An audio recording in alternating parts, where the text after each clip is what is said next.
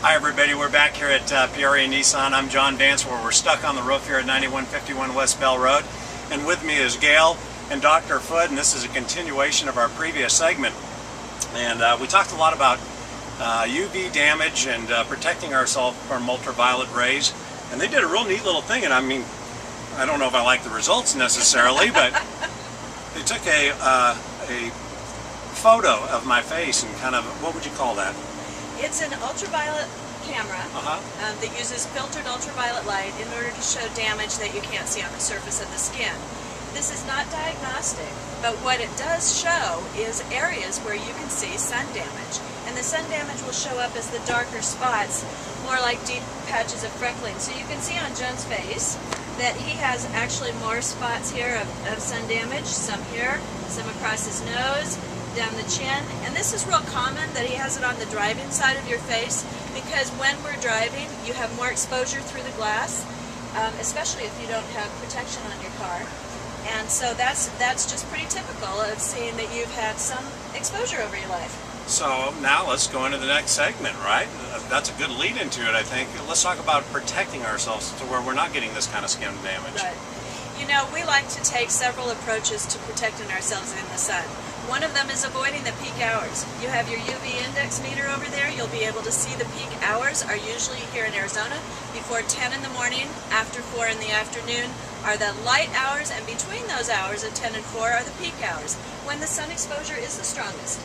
So if you can change your day and regulate what you're going to do to be more outside in the morning and in the evening instead of the middle of the day, you'll be limiting your exposure. So really changing, I mean, there's some basic lifestyle changes you can make, right? Absolutely, absolutely. Just think about when you're going to be exposed the most, and limiting that exposure is important.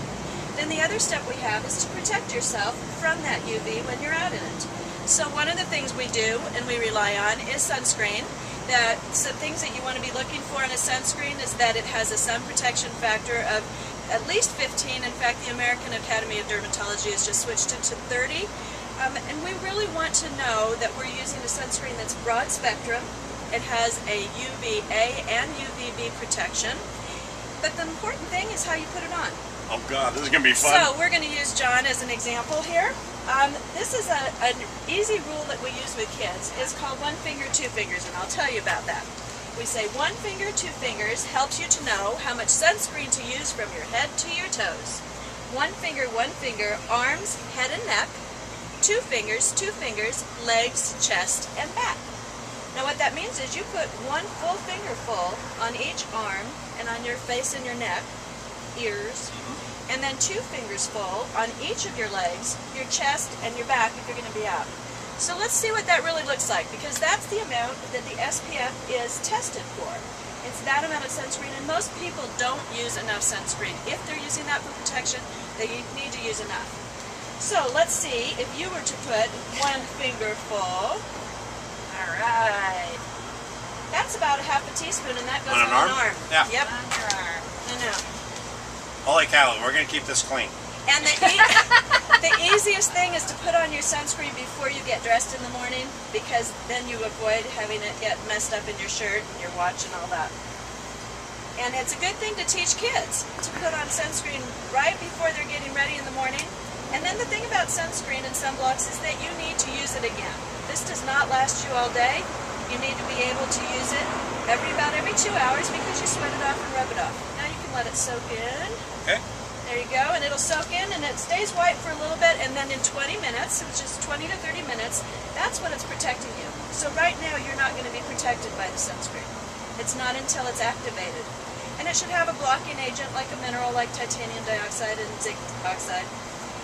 But the important thing about sunscreen is if you're going to use it to protect yourself, you really need to use it properly. Put it on early enough, put on enough, and reapply it. Just one quick question I have for you. The 1 finger, 2 finger, right? So 1 finger for your arms, your neck, your face. Why is it 2 fingers for the rest of your body? Because they're larger limbs. Okay, it's about amount. It's about quantity. Area. And gotcha. so the 2 fingers is each leg. That's about what it takes to cover it. If you wanted, most people wouldn't measure when they're going out to put on their sunscreen, but 1 teaspoon is basically 2 fingers full. Okay. A half a teaspoon is 1 finger full. So if you're going going to the beach, you should literally be putting on a shot glass of Yeah, sunscreen a for your whole entire handful. body. Wow. So that's how much you actually need.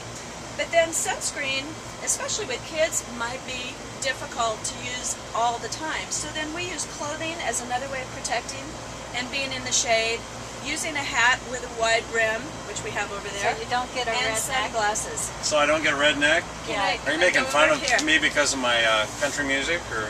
Not the country Oh, music, okay. but that's not a good place to get a sunburn. This would be a hat like I would wear to the beach. I would wear all the time, actually. I do wear this all the time, which would be broad brimmed so that it covers my head, my eyes, my ears, and the back of my neck. Yep, I'm wearing one. I showed you guys all my hats I brought up this week. I'm traditionally not a hat wearer, but obviously being up here in the extreme conditions, it's important, and it's definitely made a difference, I believe, so far.